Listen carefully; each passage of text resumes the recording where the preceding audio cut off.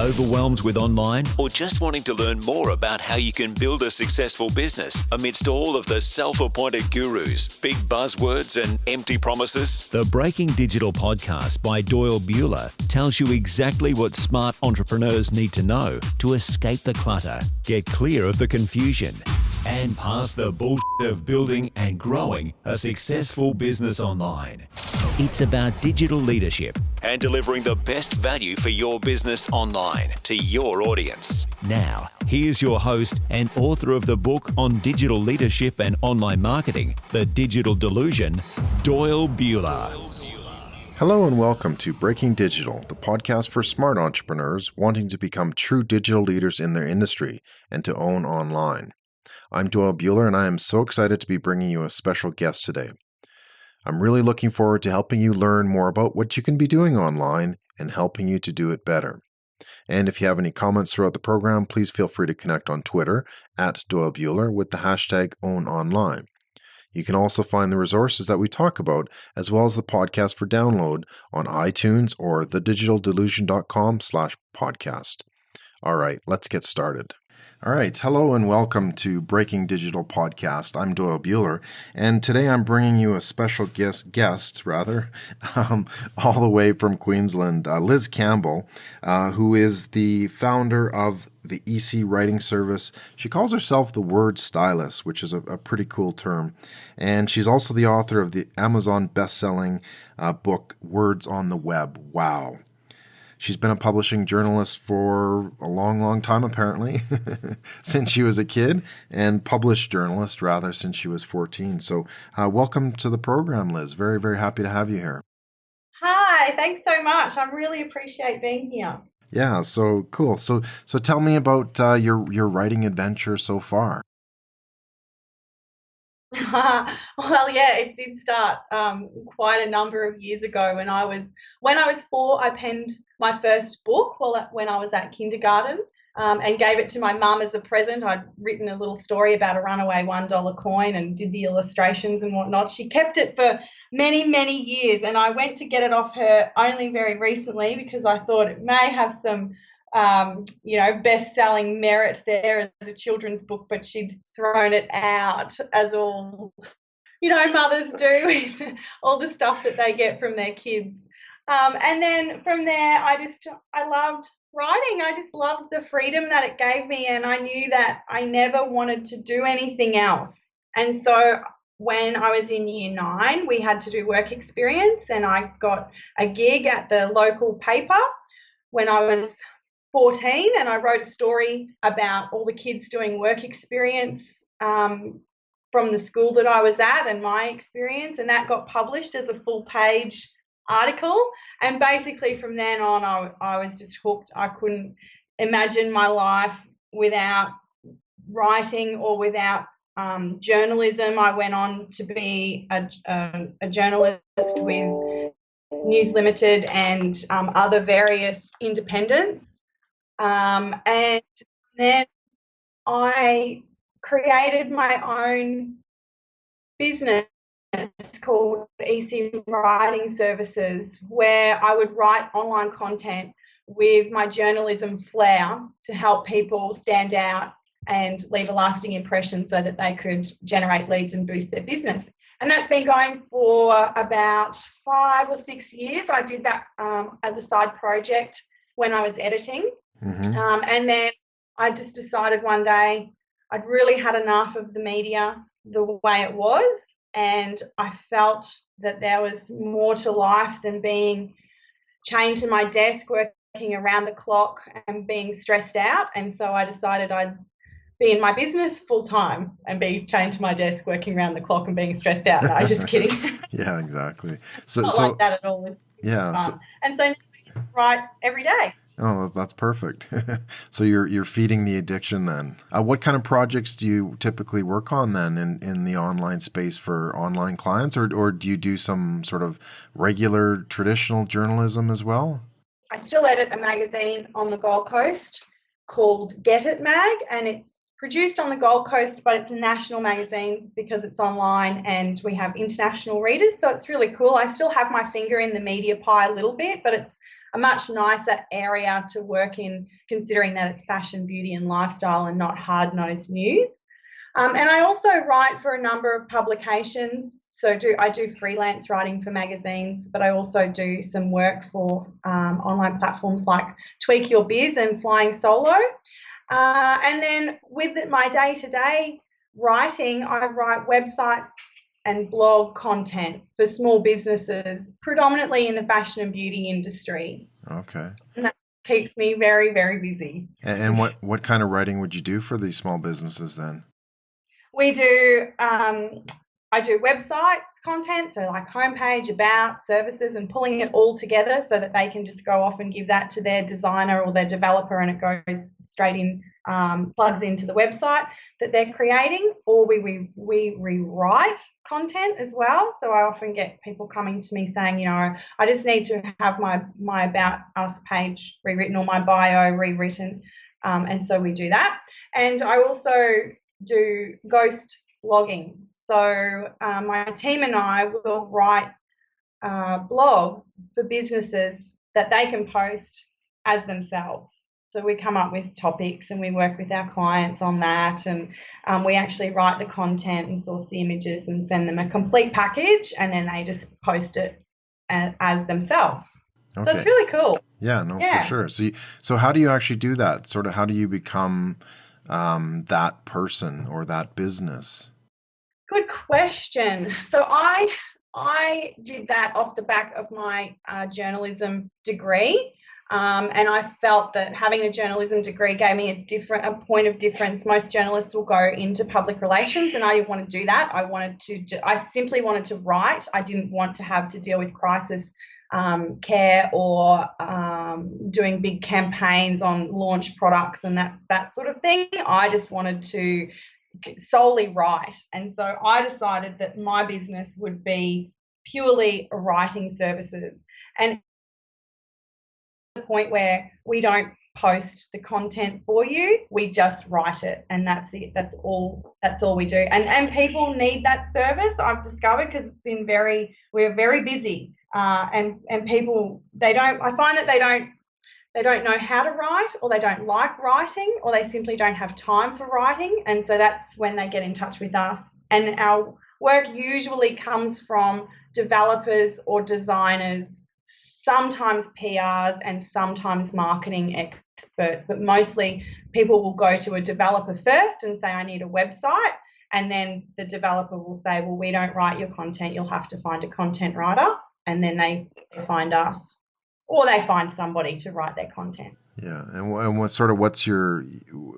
do you think it's not everybody enjoys it or does it? I don't know. I think they're crazy. So for you, it's like everybody should be writing. Exactly. Well, how do you convince people that everybody should be writing or everybody should be producing content? I find that there's two types of people that I now work with. So they're the ones that don't like writing and want you to do it for them. And then there's the ones that do like writing and want to know how to do it. So I now teach people how to write their own online content so that they actually do get a result from it. And I've got a framework that I follow for that and that I teach them how to do. If you don't like writing, I suggest that you just don't. You don't do it, because it's not, if you don't like something, then you're not going to put your heart and soul into it, So I will outsource stuff that I don't like doing too. Yeah. So I can just focus on the things that I do love. But what if you have good storytellers, but again, they're not good writers? How do you sort of harness that? Or can you? Oh, yeah, you can. You can definitely, you can work with a ghost writer.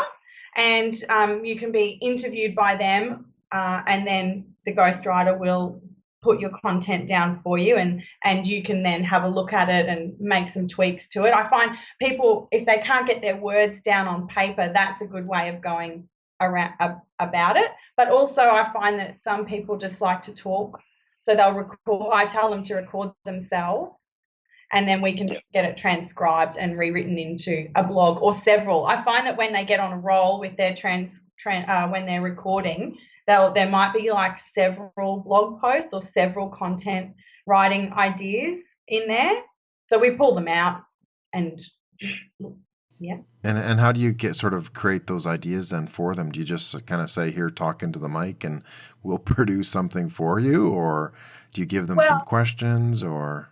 Yes, I do. So there's a couple of ways that we do this. One is I have a questionnaire that I get all of my clients to fill out when we're writing for people. So this actually goes through a whole bunch of questions about them and their business and their background and the problems that they're trying to solve and how they solve them and their services and what sets them apart from others, why they do what they do, how they do it, all of those sorts of things. It's very comprehensive.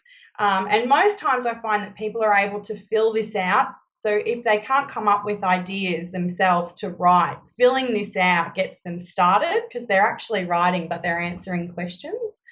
If they don't want to fill it out, then we can interview them and basically get them talking anyhow. And the other way to do it is to just come up with a plan of 5 topics that you want to talk about, that your people are asking you questions about, and simply just writing down a few dot points around those, and then they send them off to us. So that's how I find it works. Otherwise, some people just say, do you know what, I don't even care. You just go and find us some topics that are trending now that people are asking about, and you just write us a blog and send it to us and we'll have a look and approve it and be done with it. Okay. So no, go ahead. I was just going to say there's a few different ways that we can draw content out of people, even if they don't think they can write or they don't want to do it. There's actually a whole bunch of little tactics that I use. Right. I'm giving all my secrets. No, that's okay. So why is it? And look, I kind of know the answer, but I want to hear it from you. Why are people coming to you to say, I need content? Like what's driving people to do that? Oh, being found online. Absolutely. Content is so important, and content can be anything. I talk about websites and blogs because that's what I like to do. But content is not only that. It's online articles, it's ebooks, it's e-magazines, press releases, podcasts, videos, all of that. And a culmination of all of that in the online space will help people get found, first of all, stand out from the crowd if you're creating really cool content, and then generate leads to boost your business. So it's basically about creating more money for your business. It's just one of those marketing strategies that comes into play that can help you do that. So with everybody asking you for that, for the content, and everybody wants to sort of get their words out there, how do you actually stand out because there is so much content? How do you stand out from the clutter? If you have all your competitors, producing similar stuff to you, how do you actually do that? That's a great question. And so what I like to do is teach people how to produce content that follows my 5S framework, which is having a strategy, having soul and substance, having structure, style, and understanding the basics of SEO. And I think by doing this, you will find your style, your own unique style, which people will relate to. You will have in your content that people are asking you about, and by people I mean your ideal clients. So I call them your business besties. So your business besties will be wanting this information from you, and you'll be giving it to them, and then having a structure that actually puts it into a format that's really easy to read and understand, so that your business really can get the information that they need from you in the way that you speak, in your style and your language, so that you're really connecting and creating rapport and building a relationship with them. And that's, I believe, how you stand out and leave a lasting impression, by having a plan, injecting personality into it, and then following a writing structure that's very easy to read and understand from an audience point of view. Okay, and what if I have no style whatsoever? How do you help me? Oh, everyone's got their own style. So how do you define style, and how do you make it better, or does it need to be better? Well, it'll depend. It'll depend on what your audience is after from you. So if they're after like a really conversational, I find with me, I'm very chatty, conversational. I'm very open.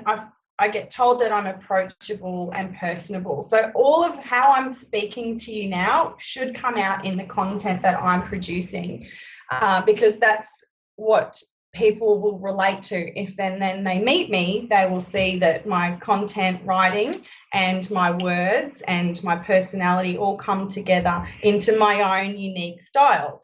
And this will be the same for, and not just everybody, but every business will have its own style as well. If you want your business to be seen as, straight down the line, professional, no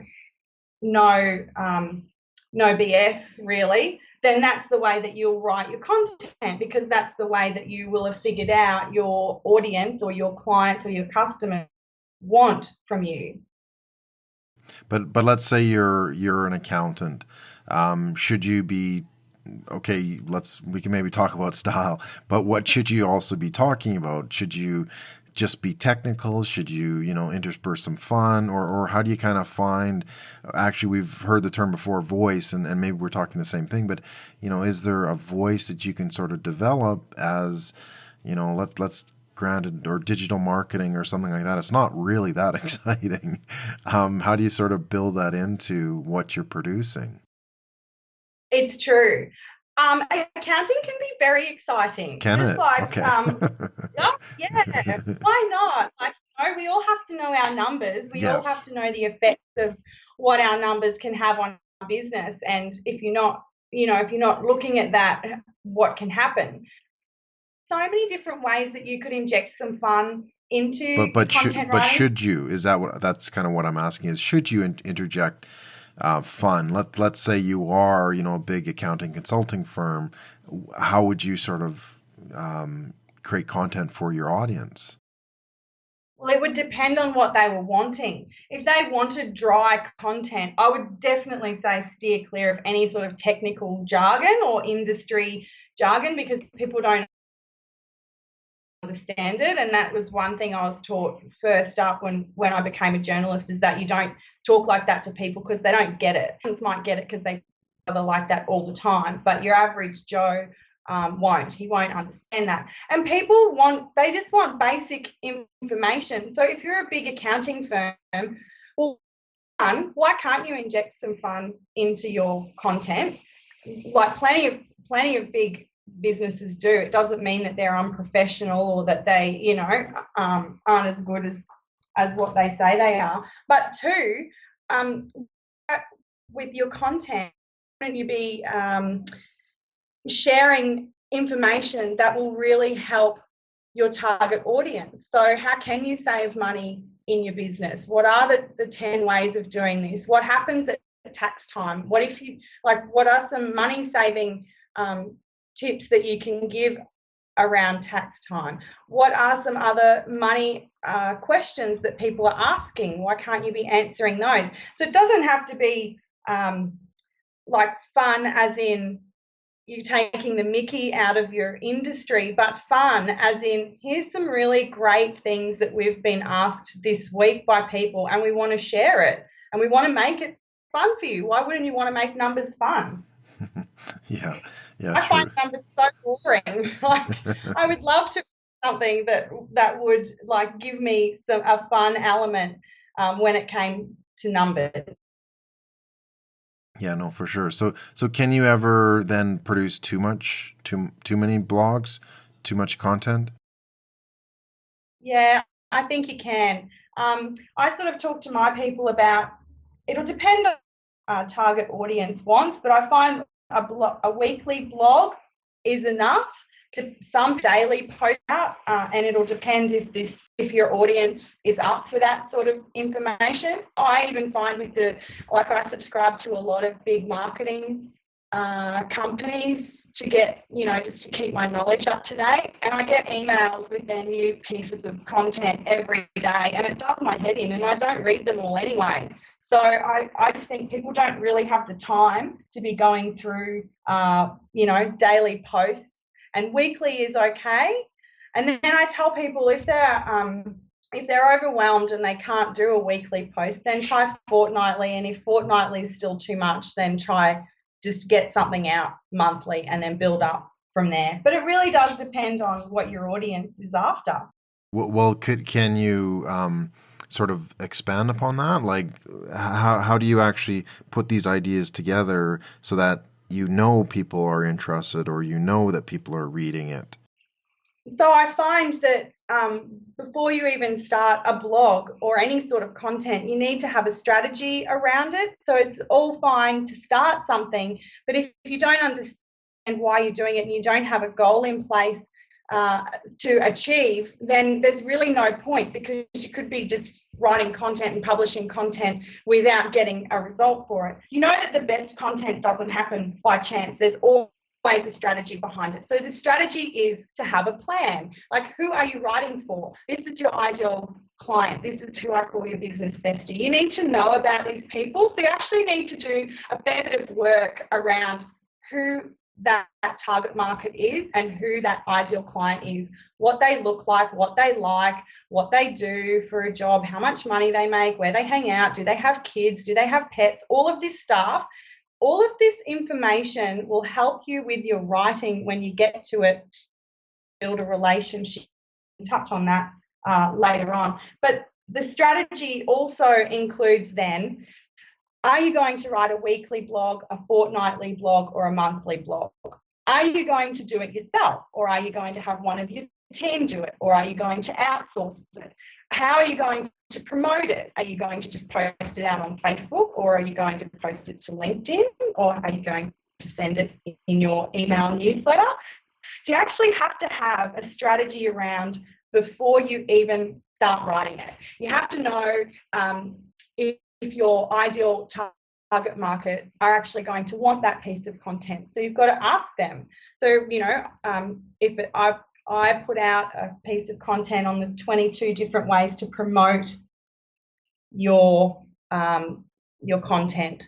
So before I even sat down to do that, I just asked about 10 business owners who I knew were writing and they enjoyed it. Would they think that this would be a valuable piece of information? And they all came back and said yes. So I'm like, okay, well, 10 out of 10, at least 10 out of 10 are going to download it. If that's just a cross-section of the market that I deal with, great, then I'll put it together and go from there. So you actually do need to have a strategy in place. You do need to do some research. You do need to know who your target market is and your ideal customer, so that then you can write the content that they want, not that you want. Yeah, exactly. It has to be focused on your customer. Otherwise, they're not going to show the interest. They're not going to be able to sort of see that result. And on that note, if a client puts together a bunch of content, what kind of results should you expect, or is there a norm or not? Realistic results, I think, come from, you can't just write a blog and post it and expect people to know that it's there or to read it. So you've got to promote it, which is social media comes in, and other forms of promotion like sending it out to your asking or with guests that you may have written about, having guests in your content,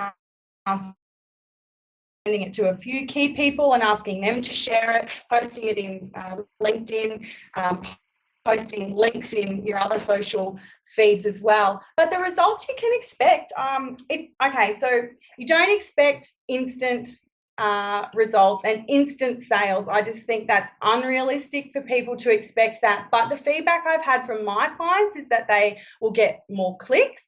So people will either stay on their website longer and click around, which is great because they're getting to know you, they're getting to understand what you're about, they're looking at your services or your products, they may buy something or they may just stay on there for longer. One woman that we did a newsletter for, she got 50% more opens and click-throughs just from the subject line that we'd used, and then the content inside. We'd changed the format of it, we'd changed the style, the way it was written. It was just a bit more conversational. It flowed more easily. There wasn't that technical jargon in it. Other results you can expect, well, I would, depending on your call to action, if say that's send me an email or give me a call or download this other piece of content that I've got or sign up to my newsletter, you can expect all of those results if that's what you're telling people to do.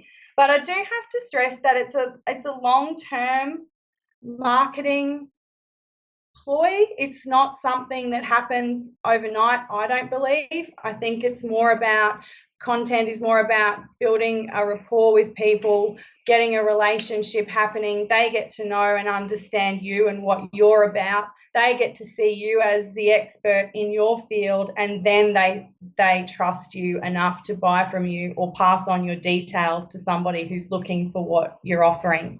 Yeah, and I think that that's absolutely huge because people sometimes expect, almost immediate results, but you have to sort of look at the long game for this type of thing. I mean, yes, you can have advertisements and that sort of thing that create that sort of instant on audience and instant on traffic, but from a content perspective, it takes a long time to sort of build up that baseline so people really know who you are and what you're about and that sort of thing. Exactly. Yeah, go ahead. Holistic approach as well. So it's not just you would just write a blog and not even just write a blog and post it on social. It would be having some online ads, having some videos on there, having, if that's what your people want. So I know I've just started doing videos and I know that my people are really enjoying them because they let me know. They tell me, they comment on things, they like things, they send me emails, whether or not like it's in the public view that they can see that people like it. I know that people like it because they let me know. I might get a text message through from somebody even. So I know that now I need to continue with that. But I mean, if videos aren't going to work for your clients and you're not getting anything from it, then you wouldn't do them. Yeah, exactly. And the other point that you touched on too was you can't just sort of write it and post it and leave it. Yeah. You really kind of have to get it out there, and it's not sort of going to do it itself. So how would you recommend, getting that content out there once you've obviously written it or provided that service or whatever the case may be? How do you get it out there to your larger audience? Oh, yeah. Well, one of the best ways is through social media. So if you've got your Facebook personal page, your Facebook business page, you might have an Instagram account, a Twitter account, a LinkedIn. I have them all because I'm in that space, but I find that most people will just only have one or two, and I tell people to just focus on one and then get good at it and then introduce others. But I've found a really good tip that I've been trying out lately, and that is posting my blogs into my personal Facebook page and the actual whole blog, and it'll call to action at the end that links back to my website with a different blog or a different piece of content.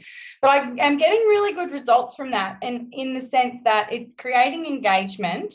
But I'm also, and my people are a bit funny, they'll send me emails. They won't sort of comment on my things too much. They'll instead send me a note to say, oh, I just passed your details on to such and such, or I've got this piece of content I'm writing. Can you please look over it afterwards? So I've been trying that. That's been working really well.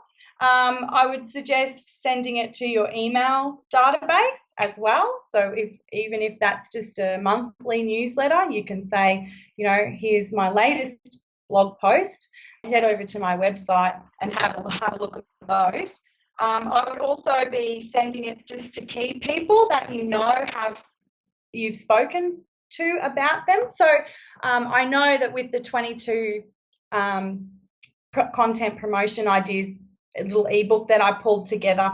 I asked 10 business people what did they think, would they read it? So I sent that to them afterwards, and I asked them to share it with people that they knew and that they might that they know might get something out of it. So you simply just get it out as best you can, like send it to people, ask them what they think of it, like, hey, I just wrote this blog, and send it to 5 of your friends even, and just ask them what they think about it and ask them to send it on. Like, there's so many different ways that you can be promoting your content that are for free too, that you don't have to boost the post on Facebook, or you don't have to have an ad around it. You can simply do these really easy little things that get it out there, and just can make your life so much. Yeah, I mean, make your life so much easier. Why do you think? Do you think people should sort of take the more personal approach then, or should they sort of do the business? I'm the accountant. I'm the business sales guy. I'm the real estate agent. Should they sort of come out maybe a little bit more in terms of being more personal? And like you mentioned, you seem to get a better response on your personal profile. What would you recommend? I think, why not? Like, we're all people. I think there's this idea out there that we're different to our businesses, or Liz Campbell is Liz Campbell the friend, and then there's Liz Campbell the business owner. I'm the same person. My friends and family know that I love writing, I love what I do. So when I went to post that in my personal Facebook page, I just wrote them a note at the start of the post and said, hey guys, I'm going to post my business blog in here every week. If you're interested, you can read it, and if not, just simply over it. I won't mind. I just want to share what I know, and I have a lot of business owner followers, and I know that they would get something out of it. So if you want to read it, great. If you don't, that's fine too. And they didn't care. They don't care, as long as you're sort of letting them know, and you're not in there all the time posting and annoying people. I think it's fine, but I think it is important to have that personal approach and that little bit of you in your content, because otherwise, like, what is it? What are you doing it for? Great, yes, to share your information and be engaging and get leads and boost your sales and all of that. But people want to know people. They want to know what drives you, what makes you get up in the morning. Why do you do what you do? They want to know all that stuff. We love gossip as a community, as a society. We love gossip. Like, gossip magazines and online gossip columns get hit on so many millions of times every day. Like, it's insane. We all want to know what Kim Kardashian is doing, even if we say well, not we all don't. of us.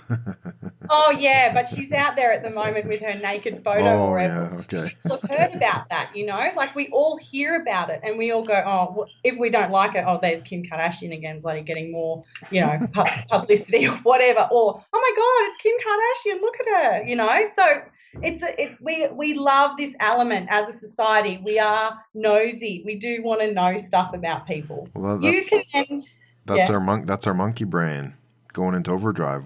We like the sparkly stuff. Exactly. I guess. Oh no, go ahead. Oh, I was just going to say, you can decide how much of yourself you give to people. Like, you just give enough. You don't have to overshare, and you don't have to post naked selfies like Kim Kardashian does, but you can give a little bit. Like, I've given a little bit of myself today. You now know that I was a published journo when I was 14, and that's how long I've loved writing, like, journalism for. That's why I went on to create a life out of it. You knew that from way back when I was a little kid that I liked writing. It's that little bit of information. Like, if you're friends with me on Facebook, I've posted today that I'm so excited that my little nephew is coming up from Canberra. Like, it's just, that then makes me more relatable. I find that if I'm out and about, then some business owner who I'm trying to connect with will be like, oh, Liz, I saw your little nephew was coming up today. How did you go? Aren't babies beautiful? And It Yeah. starts that conversation, it builds that rapport, and you're a real person. You're not just someone putting out a blog. Yeah, no, that's fascinating, and that's sort of, I believe, where it's heading, is that it really needs to have that personal touch, and that's sort of where your voice comes from and your style comes from and what you say and do. And yeah, business is important, but you also you're a person, and I agree 100% that you kind of have to get that personality out. So. Yeah. Fascinating stuff. And just for our listeners as well, before we get into the gift Liz is going to give to us, Liz and I are actually doing a webinar coming up, and the notes will be, or the link rather, will be in the podcast information on the website, www.thedigitaldelusion.com/podcast. And yeah, so we're going to be giving a webinar coming up very, very soon in terms of how do you actually detail out your content. How do you build that strategy? How do you find that person? How do you find your bestie, as you say, as well?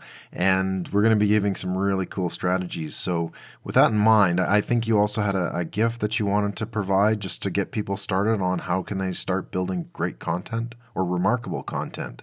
Everybody has great content. Let's make it remarkable. It has to be remarkable. You'll be remembered for remarkable. Yeah.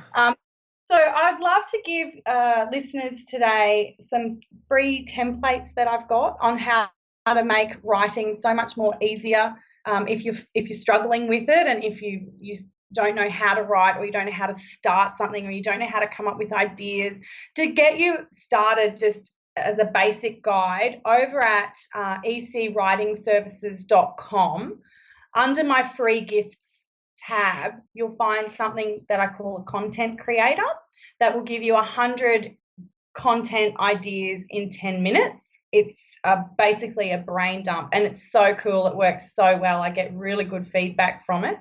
The other thing that's there too is because you just can't come up with an idea if you don't know how to actually structure the blog or the piece of content. So I've got a blog writing template there that actually steps out in point forms what to do. Write this way. Have 5 points here, write them down. Go back, write your headline. Make sure you've got a call to action and some examples in there of what that would look and sound like. I get the two combined. If you download them, the content creator and the blog writing template, the two combined, and I get really great feedback from people who have tried it. Excellent. No, fantastic. So head on over to ecwritingservices.com and download those tools. So it's been a wonderful conversation, Liz, and really looking forward to doing the webinar coming up. Is there anything else you wanted to add in terms of where people can go, or what they should do, or what to look for, or?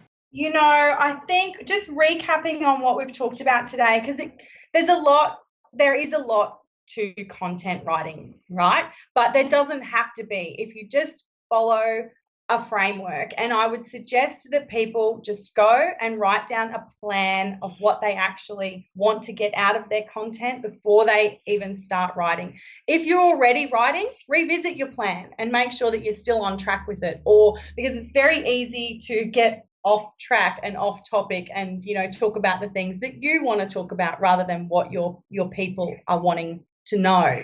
So that's my takeaway today would be to actually sit down, write a plan, write out your strategy for your content. It doesn't need to be too big and overwhelming. It really just needs to cover off who you're writing for, how often you're going to write. Is that weekly, fortnightly, or monthly? And are you going to do it yourself, or are you going to get someone to do it for you? And then just start to come up with your ideas, and then start to put some content out. It sounds so easy when you say it. But the point is, and yeah, like you have to sort of break it down into the sort of the most simplest form, and that's starting with the ideas. And ideas are great, but you then have to make them work. So take it little by little, piece by piece, step by step, baby steps, as they say. So excellent. Well, thank you so much, Liz. Really appreciate the time in taking to speak with me, and keep on writing. It's been a fantastic podcast, and for those who are wanting to pick up some of the notes, some of the links, they will be on the main podcast page, www.thedigitaldelusion.com/podcast.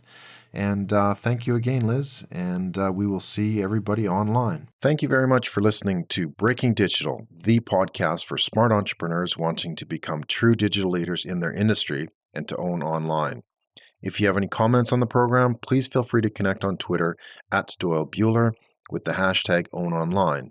I would really appreciate it if you could share this podcast with your network, as I'm sure they will get some value from it for building their successful business online as well.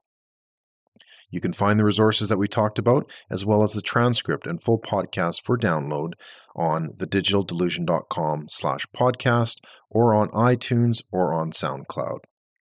I'm Doyle Buehler, and I will see you online. Thank you for listening to Breaking Digital with Doyle Buehler. While he goes and makes a sandwich, you can find all of the notes, links, and details on this podcast by visiting thedigitaldelusion.com/podcast. Go on and click that now. www.thedigitaldelusion.com/podcast. I'll definitely click that. If you'd like a free copy of the book, The Digital Delusion, How to Overcome the Misguidance and Misinformation Online, just send an email to doyle@thedigitaldelusion.com. See you online.